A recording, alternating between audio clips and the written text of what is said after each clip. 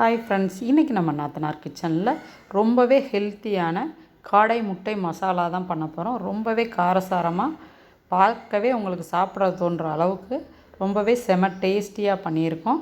அதுக்கு முன்னாடி first time நம்மளோட சேனலை பார்க்குறவங்க சப்ஸ்கிரைப் பண்ணிக்கோங்க. பக்கத்தில் உள்ள பெல் ஐக்கானையும் ஆல் ஆப்ஷன் பட்டனையும் ப்ரெஸ் பண்ணிக்கோங்க. அப்போ தான் நான் போடுற வீடியோக்கள் உங்களுக்கு உடனே நோட்டிஃபிகேஷனாக வரும்.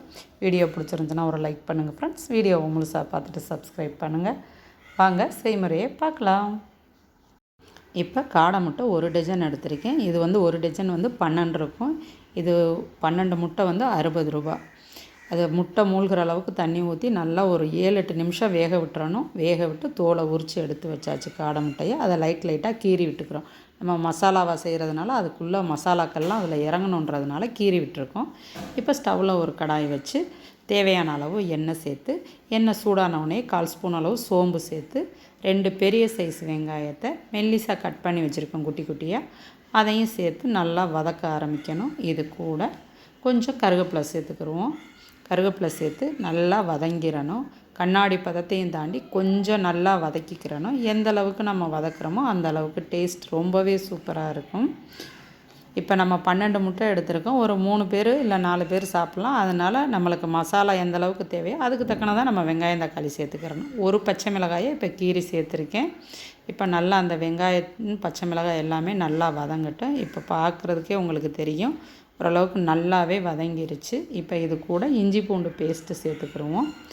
1 ஸ்பூன் அளவு இஞ்சி பூண்டு பேஸ்ட்டு சேர்க்குறேன். இது பெரிய ஸ்பூனாக இருக்குது. சின்ன ஸ்பூனாக இருந்தால் சின்ன ஸ்பூன் நிறையா 1 ஸ்பூன். இது பெருசாக இருக்கிறதுனால நான் ஒரு 3/4 ஸ்பூன் அளவு சேர்த்துருக்கேன். இஞ்சி பூண்டு பேஸ்ட்டோட பச்சை ஸ்மெல் போகிற அளவுக்கு நல்லா வதக்கியாச்சு. இந்த அளவுக்கு வதக்கிட்டு இது கூட ஒரு மீடியம் சைஸ் தக்காளி 3 கட் பண்ணி அதையும் இது கூட சேர்த்துக்கிடுவோம். சின்னதாக கட் பண்ணியிருக்கேன்.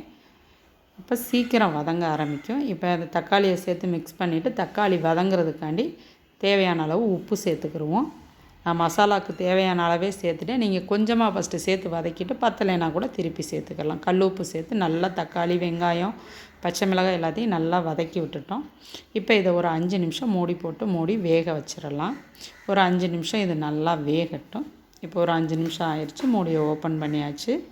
உங்களுக்கு பார்க்குறதுக்கே தெரியும் நல்லா மசிஞ்சு வெந்திருக்கு. இதை நல்லா கரண்டிட்டையும் நல்லா மசிச்சு விட்டுக்கிறணும். தக்காளி முழுசாக இருக்கக்கூடாது. நம்ம மசாலாவாக பெரட்டின மாதிரி காரசாரமாக அப்படியே எண்ணெயோடு பிணைஞ்சு வரணும். அந்த மாதிரி வந்தால் தான் மசாலா செய்ய டேஸ்ட்டாக இருக்கும். இப்போ தக்காளி நல்லா மசிஞ்சோன்னே 1 ஸ்பூன் அளவுக்கு மஞ்சள் தூள், சின்ன ஸ்பூன்னுட்ட 1 ஸ்பூன். இப்போ இது கூடயே காரத்துக்கு தகுந்தபடி தனி மிளகாய்த்தூள், நான் 1/2 ஸ்பூன் அளவு தனி மிளகாய்த்தூள் போட்டுக்கிறேன். பெரிய ஸ்பூனு அதனால் 1/2 ஸ்பூன் அளவு சேர்த்துருக்கேன். உங்களுக்கு காரம் கூட்டி குறைச்சி நம்ம சேர்த்துக்கிறலாம். டேஸ்ட்டு பார்த்துட்டு பத்தலைனா கூட நம்ம காரம் சேர்த்துக்கிறலாம். ஃபஸ்ட்டு சேர்க்குற அளவு 1/2 ஸ்பூன் அளவு கரம் மசாலா தூள் சேர்த்துருக்கேன். இதுக்கு பட்டை கிராம்பு எதுவுமே சேர்க்கல, அதனால் கரம் மசாலா தூள் ஒரு 1/2 ஸ்பூன் அளவு சேர்த்துருக்கோம்.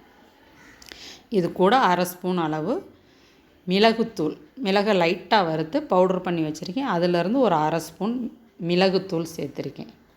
இப்போ அது கூட வந்து 1/4 ஸ்பூன் அளவு ஜீரகத்தூள். நம்ம இப்போ ஒரு 12 முட்டை அதுக்குரிய தொக்கு தான் செய்கிறோம். அதனால் இந்தளவு மசாலாக்கள் போதும்.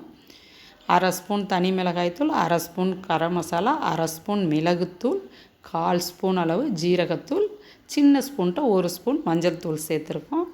இப்போ அதை எல்லாத்தையும் நல்லா எண்ணெயில் வதக்கிட்டோம். எண்ணெய் பிரிஞ்சு வர ஆரம்பிச்சிருச்சு.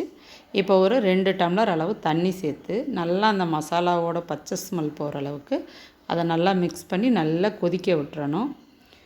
மூடி ஒரு மீடியம் ஃப்ளேமில் வச்சு இல்லை லோ ஃப்ளேமில் வச்சு கூட ஒரு 5 நிமிஷம் நல்லா கொதிக்க விட்டால் தான் அந்த பச்சை ஸ்மெல் எல்லாம் போய் அந்த மசாலாவில் அந்த எண்ணெயெல்லாம் நல்லா பிரிஞ்சு வர ஆரம்பிக்கும்.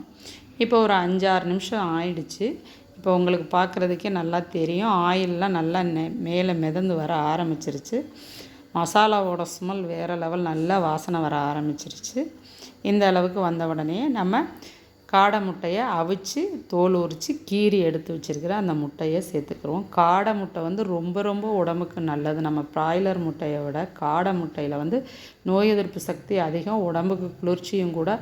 பல நோய்களை குணப்படுத்தினா நானும் யூடியூப்லேயும் புஸ்தகத்தில் இதிலலாம் படித்ததை தான் நான் சொல்கிறேன். காடை வந்து ரொம்ப உடம்புக்கு நல்லது. காடை முட்டையும் ரொம்ப நல்லது. நீங்கள் குழந்தைங்கள்லேருந்து பெரியவங்க வரைக்கும் எல்லாருமே இதை சாப்பிட்லாம். இப்போ முட்டையை சேர்த்து நல்லா மசாலாவோடு பிரட்டி விட்டு ஒரு 5 நிமிஷம் லோ ஃப்ளேமில் வச்சு வேக விட்டாச்சு. அப்போ தான் நம்ம முட்டை கீறி விட்டுருக்குறோம்ல அதுக்குள்ளே எல்லாமே மசாலா வந்து இறங்கும். ஏன்னா தண்ணி இந்த மசாலாவில் அதிகம் கிடையாது. அதனால லோ ஃப்ளேமில் வச்சு தான் முட்டையை சேர்த்து மூடி வச்சு நல்லா இப்படி எண்ணெய் பிரிஞ்சு வந்துற அளவுக்கு வேக வச்சுட்டோம். இப்போ கொத்தமல்லி தழை சேர்த்துட்டேன். இப்போ உப்பு பத்தலைனாலும் நீங்கள் உப்பு டேஸ்ட்டு பார்த்து கொஞ்சம் சேர்த்துக்கலாம். ரொம்பவே வாசனையாக டேஸ்டியான கம ருசியான ஹெல்த்தியான காடை முட்டை மசாலா ரெடி. இந்த ரெசிபி உங்களுக்கும் பிடிச்சிருந்துச்சுன்னா நீங்களும் ட்ரை பண்ணி பார்த்துட்டு லைக் பண்ணுங்கள், ஷேர் பண்ணுங்கள், உங்களோட கருத்துக்களை கமெண்ட் பாக்ஸில் போஸ்ட் பண்ணுங்கள். தொடர்ந்து நம்ம சேனலுக்கு சப்போர்ட் பண்ணுங்கள். இதை குழந்தைங்கள்லேருந்து பெரியவங்க வரைக்கும் ரொம்ப உடம்புக்கு ஹெல்த்தியானது. நீங்களும் ட்ரை பண்ணி பாருங்கள். தேங்க்யூ ஃபார் வாட்சிங்.